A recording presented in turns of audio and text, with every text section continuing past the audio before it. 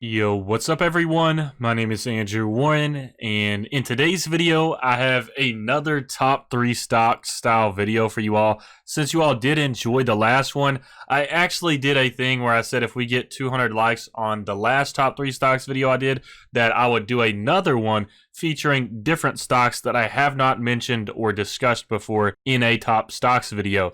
So this will be excluding Microsoft, Tesla, Apple, and a few others like ARK Investments, VOO. So none of those stocks will be allowed in this video. So keep in mind with my list, if there are some stocks that you're thinking of that I don't mention, it might be that I actually just featured those in a previous video. And with this one today, I promised that I would not include any stocks that I have put in a list previously. So with today's video, we're going to be talking about my top 3 cheap travel stocks right now. And before we go any farther, I just want to say if you enjoy these types of videos, please make sure to smash that like button. Absolutely obliterate that like button. It helps me out at a tremendous level, and it can help get me recommended in the YouTube algorithm. So that means some of my other videos may start getting recommended more thanks to you all showing love on these videos. So I definitely appreciate it.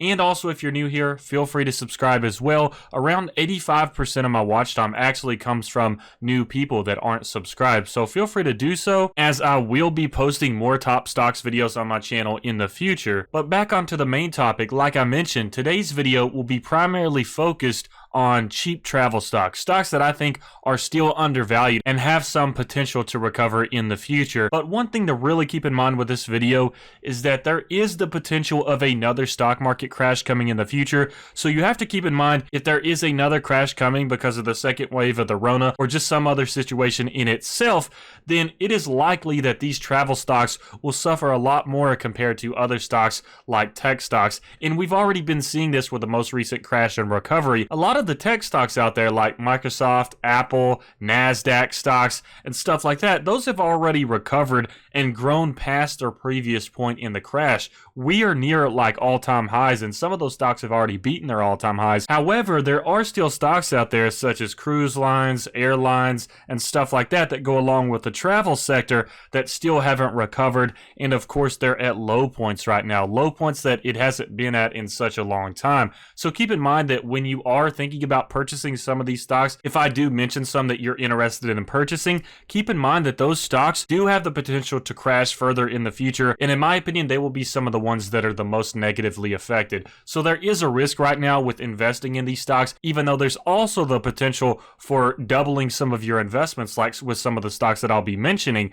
But just keep that in mind. There is a lot of risk to this right now, and I'm not going to take responsibility for anything that happens because of people buying those stocks. This is simply me providing my list and giving my perspective and my thoughts on these stocks. You have to make your own decision on if you want to purchase that and take the risk. And another thing to keep in mind is that with my portfolio, I only own 3 main stocks. So the stocks that will be featured in this list are not ones that I personally own and have enough confidence to invest in right now. And it may not just be related to confidence, but just one of the things right now is that with my 3 main stocks that I hold, I'm very, very confident in all 3 of these, and I don't want to keep adding more stocks into my portfolio because, of course, that is diversification like they say, but it also makes it more difficult for my portfolio to grow exponentially. So that's a main focus with my stock portfolio and me only having 3 main stocks that contain large investments, because I feel like if I only have 3 main ones that perform well, then my stock portfolio can grow tremendously in the future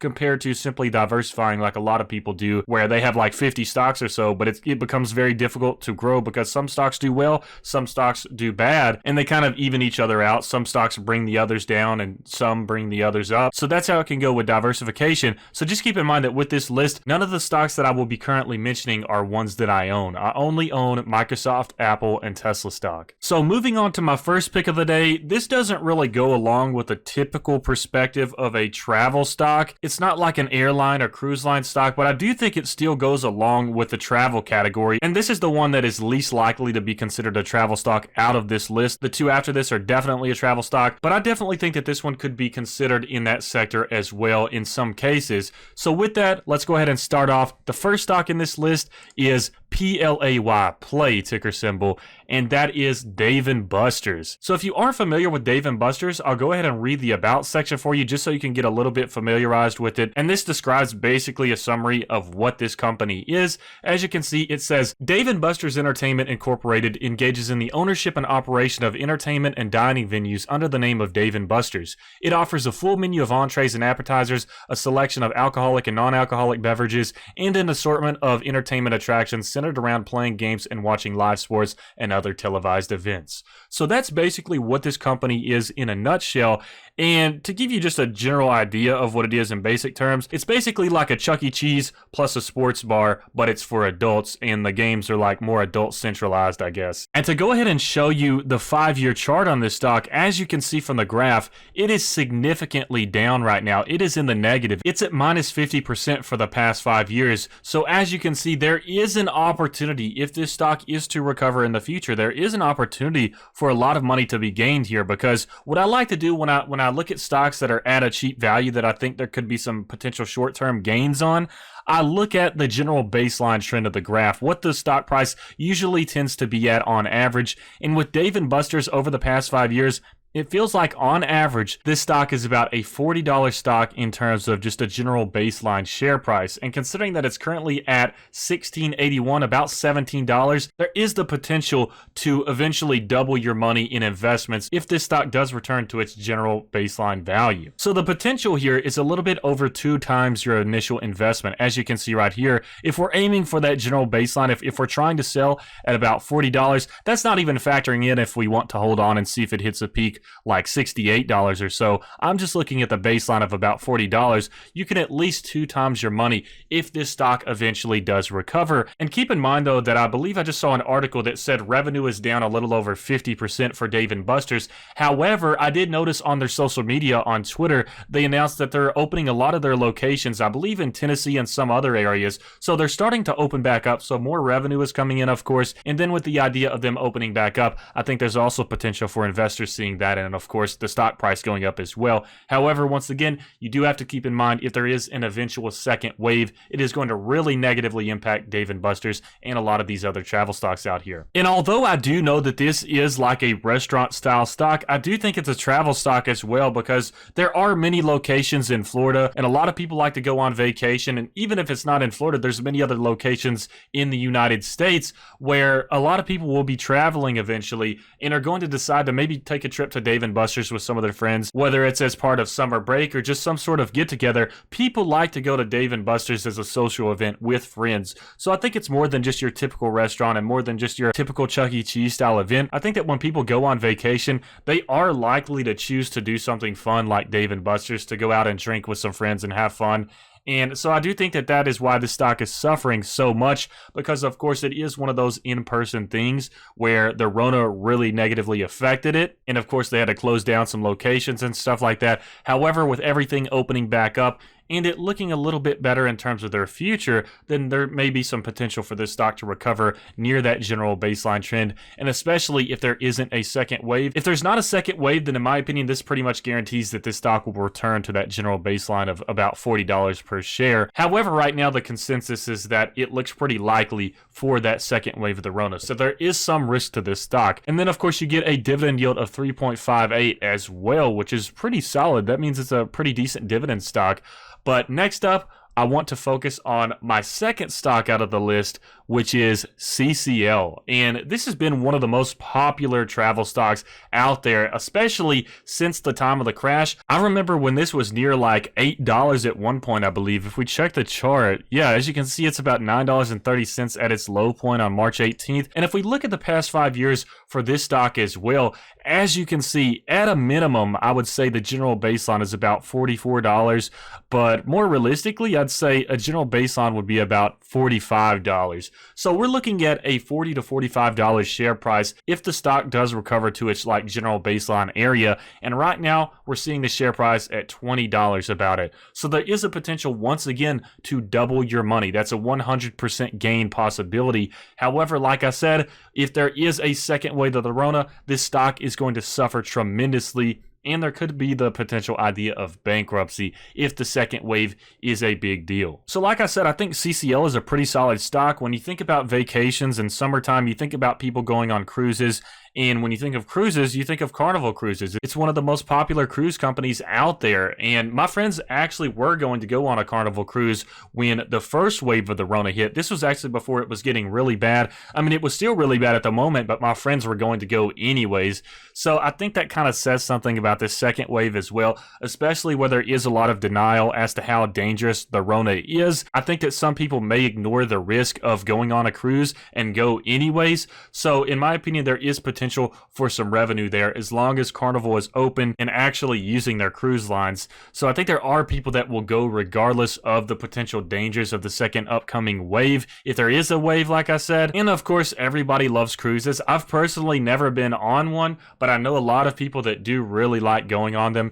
And also, Jeremy from Financial Education was a huge CCL bull right before its crash, which it was pretty unfortunate that it crashed right as he bought a lot of shares and put a lot of money into this stock specifically. And I think that he was buying a lot around this $40 to $50 price tag because he thought that it would be doing much better in the future. And then unfortunately the Rona situation happened, so the stock pretty much spiraled in a downturn. So to keep in mind that Jeremy from Financial Education was for purchasing this stock even when it was near its baseline price, meaning that he thought there was some potential in the future for it to grow in the long term. So that is something to keep in mind as well, because Jeremy does make a lot of good calls on the stock market. And of course, it does have a nice dividend as well, but that only matters if they don't cancel dividends. So that's something to keep in mind as well. But overall, I think CCL is a very solid travel stock. And if I were to try and get into some of these travel stocks and maybe, you know, double my money or something like that, CCL would be definitely one that I would consider putting my money on. Even at the low point, I was considering putting money on CCL at this $8.49 price. I was really considering it near this price tag right here, and I definitely wish I would have right now, of course. But with my portfolio, I generally like to just purchase a stock that I won't have to touch until 40 years when it's time to sell or something like that. So with CCL, for me, it would be a short-term play where I would eventually sell when it hits around that baseline price. But overall, I think it's still a pretty good travel stock to maybe get some potential gains out of that for it to return for that baseline. But anyways, next up we have our final 3 out of 3, the third stock, which is United Airlines. And this one may be a little bit more controversial because it is an airline stock, but I think that if someone is going to buy an airline stock anyways, then this is probably the best option out there in my opinion, because if you look at the graph and you look at the track record, it's a lot more consistent than if we type in airlines, it'll show up all the other airline stocks, than a lot of these other options out here, such as American Airlines. I mean, if you look at the 5-year chart for this one, it doesn't even have an overall growth chart. It's going down in the long term for the past 5 years, and that was even before the crash. So this isn't a growth stock when I look at it, in my opinion. And then, of course, we can check out some of the other airline stocks. Southwest Airlines. For the 5-year chart, I think this is a little bit better. Maybe a decent dividend stock for some people out there. But like I said, United Airlines is the best overall option when you do a comparison of the 5-year chart and look at what is actually growing in the long term. And as you can see, the general trend here is that it's moving upwards. There are some dips and some volatility, but you know, considering the start of this stock and how it's slowly growing over time, at least there is that general growth trend that we're seeing right now. And of course, the stock price is currently at $40, and there is potential for it to reach a baseline of about $68 to $70, maybe even $80, since that's what it's been doing for the last 2 years or so. So there is a potential to maybe double your money on this stock. And obviously, airlines are always going to exist, so it's kind of crazy to think that the whole airline sector would just be completely gone, even with the whole Rona situation impacting it negatively. So I feel like there's always going to be airlines. People are always going to need to fly other places for vacation or for business or just anything along those lines. So considering the airlines will always be here, it doesn't seem like such a bad idea to invest in this stock at the lowest point it has been in the past 5 years.